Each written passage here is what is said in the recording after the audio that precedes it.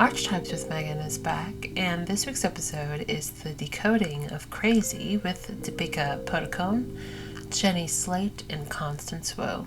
Let's get into it. The most emotionally stirring part of this week's podcast was Meghan's conversation with actress Constance Wu.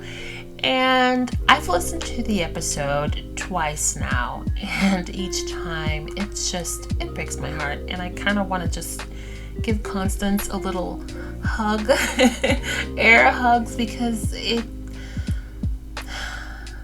you've listened, then you can tell how raw it still is for her, and it shows that she's still healing from that very traumatic experience. Now, I remember years ago hearing a little bit about the debacle about her tweets being upset when her show was renewed, and I thought it was kind of odd because, why wouldn't an actress be happy that her show is successful and is being renewed for another season? So I thought it was odd, and I kind of just moved on from it. I don't understand why so many people were so bothered by her comments to go out of their way to bash her.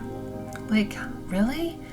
Social media in a lot of ways is fantastic, having that information at the tip of our fingers, a phone in your hand, and you can do so much and learn so much. But my God, it sort of reminds me of the modern day, those Roman stadiums where you have people fighting to the death, and you see the crowds cheering and chanting, and they want blood and they want the gore, and they're just deeply engrossed and hungry for seeing humans suffer. And I feel like in some ways social media is like that. People like to bash people and drag them and bring them down and see them fall. They love to lift you up, and then boy, oh boy, do they enjoy tearing you apart with glee. There is no sympathy. So let's get back to the topic at hand, Constance Wu. So in 2019, she made an attempt to unalive herself after being abused online for tweeting that she was really upset about the renewal of her show, Fresh Off the Boat. Now, for those of you who don't know, Fresh Off the Boat was one of the first all-Asian cast TV shows. Loved it. Pretty hilarious. So a lot of people accused her of being ungrateful, and she faced a lot of horrible abuse from social media. But it wasn't just social media, because there are people within that acting community who are Asian, and there was a specific person who reached out to her and told her something really nasty, and that put her in a really dark place. It took a DM from an actress colleague of mine, an Asian actress, who basically said that I'd become a disgrace to my race, and that, I was basically better off dead. It made me feel like I didn't deserve to be alive anymore. And so, I tried to end my own life, and luckily I had a friend who was able to get me to the ER, and so I'm okay. But it really made me realize, I know it seems like I'm not okay because I'm crying now. No, that's but fine. I think I'm always going to cry about this because it was really scary, And even though I do feel okay about it now, and I feel like I've not only gotten through it, but gotten better because of it, it's always going to be a scary moment in my life. And it was later revealed that she was upset that it was renewed because she had been harassed by one of the show's producers. And that just goes to show you that we don't know what people are going through. One thing is for sure, whenever you see or hear about other people's stories or what they're going through, you best believe that you don't know it all. So while Constance was talking about her experience, she broke into tears, and it was so heartbreaking. One of the things that I really enjoyed about Constance's conversation is her talking about her communication with her mother, who had a problem with her sharing her story, in its gory detail, wondering or expressing concern for Constance putting all of this information out there and knowing that one day her child would read it, would know about it. And her mother didn't think that was a good idea. And instead, she said, you know what? No, I want to let it out. I want to tell my story, and I want my child to know that I've been there. I've had a hard go. I have experienced the depression. I know what it feels like at my darkest hour. And I want you to know that you're not alone. You're not alone if you experience that. There is hope on the other end, and there is support to be had. And I love that messaging. I have had a moment in my life, not a moment, it was a while. I've had bouts of depression in my life, and I remember I am generally a very internal person. I don't like to share a lot of my emotions and my struggles. I've always had a problem with being vulnerable. So I remember when I was going through it, and I spoke to my mother about it. And my mom, I love her to death, and I know she loves me to death. And I sort of expected her to understand and support me, but she really didn't get it at all.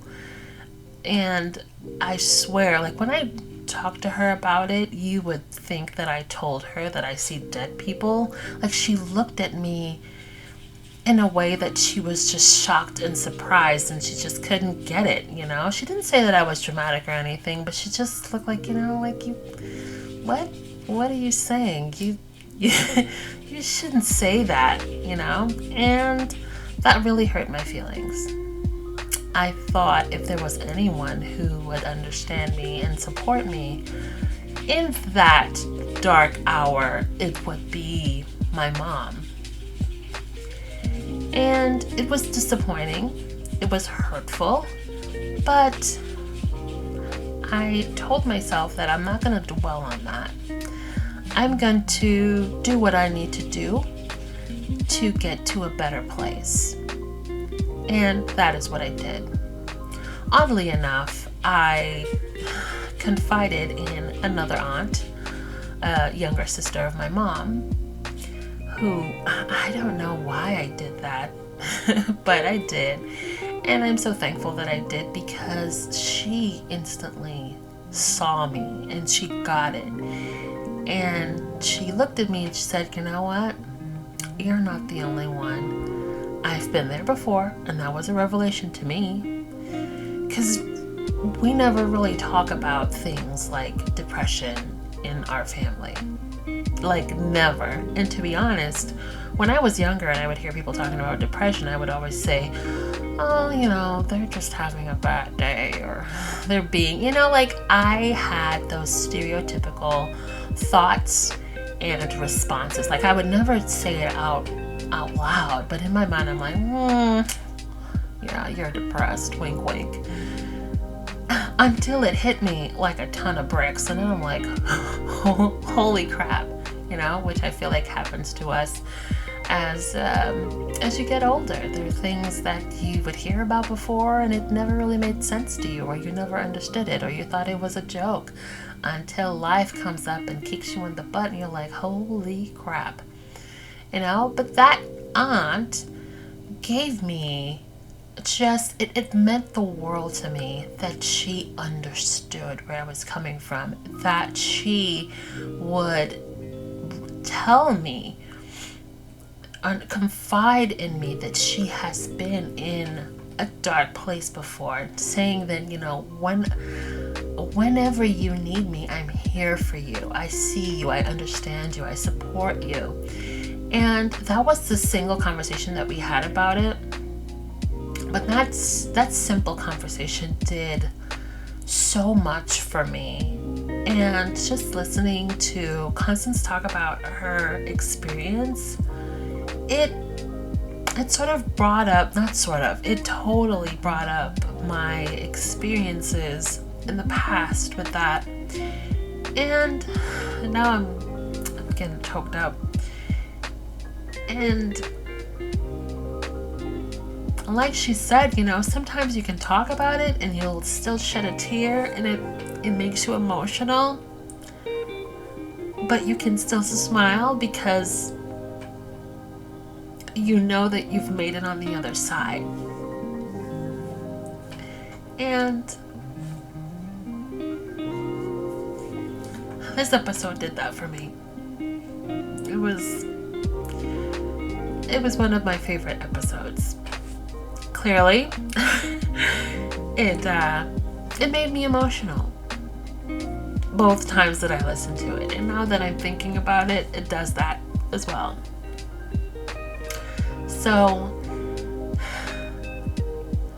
it's safe to say that this was one of my favorite episodes. And I know that I say that for each and every one, but truly, I mean, when people say, oh, I feel seen, oh honey, for this one, I felt seen, heard. I felt it all. Such a wonderful episode. Interestingly enough, listening to the conversations by these women reminded me, and not just me, there's several other people on social media who were reminded of the words of Princess Diana talking about her mental health struggles and the labels that were placed on her when she expressed her struggles and her need for help. I think you're worthy or valuable. Well, maybe I was the first person ever to be in this family who ever had a depression or was ever openly tearful. And obviously that was daunting because if you've never seen it before, how do you support it? It gave everybody a wonderful new label. It's Diana's unstable. I loved how frank and open Deepika Padukone was in her conversation with Meghan about her mental health struggles. I feel like it was so emotionally raw that it touched me in a different way. I loved the way she sort of wrapped it up when they were finishing the conversation, and she said, quote, "What is my purpose? It's about when I leave this place, when I leave the earth, what is it that I can leave behind, and how many lives can I positively impact?" And I love that she shared how much in this day and age it is still such a taboo topic in India. And this is not the only place where it's a taboo topic. I know in Western countries, we're far more open with our emotions and our thoughts. We don't have it perfect, but it's a lot more of a normal conversation to have. And India and a lot of other places, not so much. It's still very much a taboo topic. So I love the way Meghan's guests are so many different women from so many different walks of life, and it gives you little glimpses into different communities, whether it's racial or country-wise, culture-wise. I really, really enjoyed that aspect of that conversation. Now, Meghan briefly touched on her own mental health struggles. After her conversations with the guests, she briefly touched on her mental health struggles and how Prince Harry was instrumental in helping her find the right person to help her work through her issues. Now, after the Oprah interview, there were so many people who were like, oh, Harry should have done this and Harry should have done that. Not even stopping to think, well, I mean, the Oprah interview, there's still a lot of it that wasn't even aired. So it's an interview with a few questions and answers. It doesn't tell you the entire story. And I can't begin to tell you how many people were like, well, you know, Harry got so much help and the institution wasn't going to help, so he should have done this and should have done that. And Meghan basically said, yeah, you know, he did.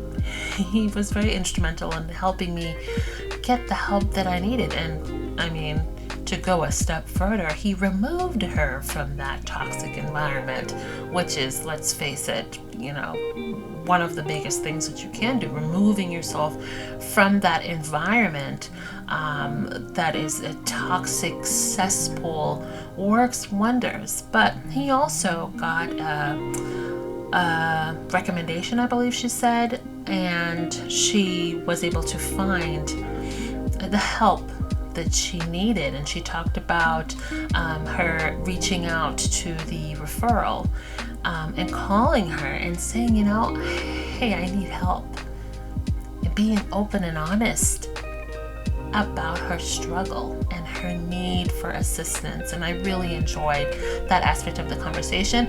Dropped a little bit of gems, you know, answering a lot of questions, or debunking a lot of deranged theories from, you know, well, the derangers. So that aspect of the podcast was very interesting as well. Now, in the end, Meghan read a beautiful poem called Breathe by Becky Hemsley, and this is where I'll leave you. This is Breathe by Becky Hemsley. She sat at the back, and they said she was shy. She led from the front, and they hated her pride. They asked her advice, and then questioned her guidance. They branded her loud, then were shocked by her silence. When she shared no ambition, they said it was sad. So she told them her dreams, and they said she was mad. They told her they'd listen, then covered their ears, and gave her a hug while they laughed at her fears. And she listened to all of it, thinking she should be the girl they told her to be best as she could. But one day she asked what was best for herself, instead of trying to please everyone else. So she walked to the forest and stood with the trees. She heard the wind whisper and dance with the leaves. She spoke to the willow, the elm, and the pine, and she told them what she'd been told time after time. She told them she felt she was never enough. She was either too little or far, far too much. Too loud or too quiet, too fierce or too weak, too wise or too foolish, too bold or too meek. Then she found a small clearing surrounded by firs, and she stopped, and she heard what the trees said to her. And she sat there for hours, not wanting to leave. For the forest said nothing. It just let her breathe.